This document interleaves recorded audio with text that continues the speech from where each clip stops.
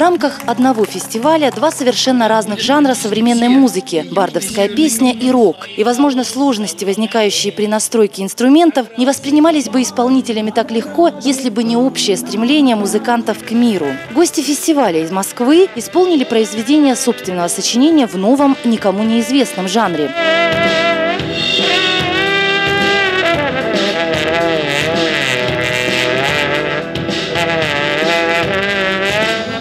Откуда вообще вы довольно известный, да, музыканты, я так понимаю, раз вас пригласили на фестиваль, да? Ну, не совсем. Мы музыканты уже давно, скажем так. А известные – это наше право, там, когда быть известными, когда не быть. Вот мы сейчас хотим быть известными.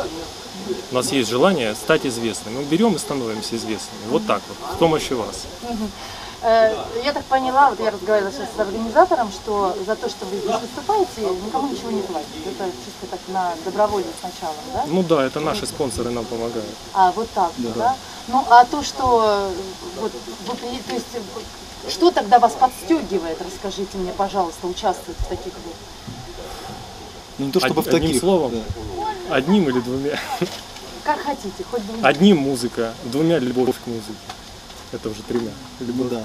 Можно вообще радость и музыка. Вообще сколько лет вот вы с инструментами? Всю жизнь.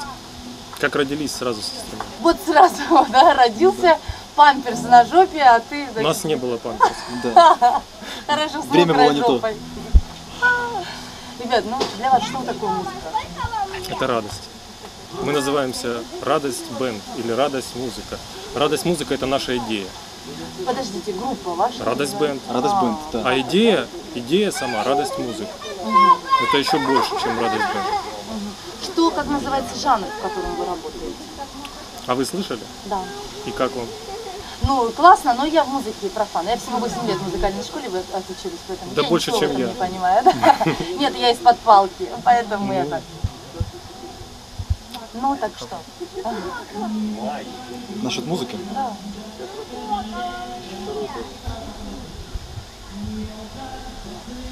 Радость. Я понимаю, что у вас музыке. называется группа «Радость», музыка, да, и что у вас это основная идея. Ну вот, а если чисто по-человечески, да, что вы берете от этого? Я понимаю, что вы радуетесь, да, когда исполняете. Про жанр мы не можем вам сказать, потому что мы сейчас первые, кто поднимает очень глобальную тему. Это основы нашей музыки. Основы. Мы уперлись в основы. Мы хотим взаимодействовать с разными народами мира. И поэтому вот так очень просто берем и начинаем. Ну так вы скажете все-таки, что за жанр? Жанр? Да. Или это какой-то вы сами его изобрели? Ему нет названия, это новый жанр. Это жанр, который перевернет всю музыку. Считайте, что это безгранично. Вот если какие-то жанры ограничивают, да, несут какие-то рамки, то у нас в этом плане больше пространства. Вы играете свою музыку или вы... Только свою. Только свою. Кто из вас пишет? Оба пишем. Один для своего инструмента, другой для своего? Или как это происходит? Мы-то играем вместе. Такого не бывает. Есть композиция, которая... У нас есть задачи. Мы не просто пишем композицию, а у нас композиция имеет цель какую-то. Какая она должна быть?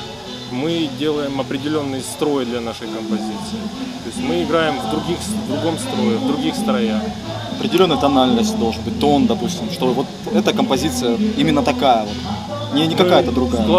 Вкладываем определенный смысл, который мы хотим на выходе получить. Ребят, ну скажите мне, а вообще вот насколько актуальна сегодня музыка, дудка, я не знаю, сейчас все на чем там играют, саксофон, еще что-то, вот дудеть еще там, делать, да? Ну, почему на сегодня, вы спрашиваете, актуальна? Она актуальна уже очень много тысячелетий и так далее, и дальше будет актуальна. Не то, что как называется? Это тромбон, европейский инструмент. Вообще давайте вернемся как бы к музыке. Как вы думаете вообще у этого вида искусства, насколько перспективное будущее? А как вы думаете? На вопрос вопросом не отвечают. У меня тоже достаточно широкое понимание в этом есть, поэтому вот мне хочется услышать. Ну вот хотелось бы тогда ваше понимание расширить. Вы говорите про музыку, какое у нее будущее, и что она несет? Она все несет, и будущее огромное именно у музыки, потому что музыка является как раз той информацией, которую мы получаем, не понимая, что мы получаем эту информацию. Скажем так, в обход своего сознания. Вот вам музыка. Вот она звучит отовсюду, и никто не может понять, почему так, почему.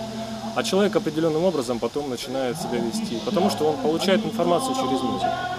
Если в музыку вкладывать что-то, то это то, что ты вложил, это передается как через информацию. То есть то же самое, что ваше телевидение, любые средства. Это время. Вот сегодня что-то произошло, а завтра это уже... И это гораздо глобальнее, чем то, что сейчас есть. Ребят, ну все, спасибо большое. Очень Спасибо интересно было с вами поговорить. Удачи.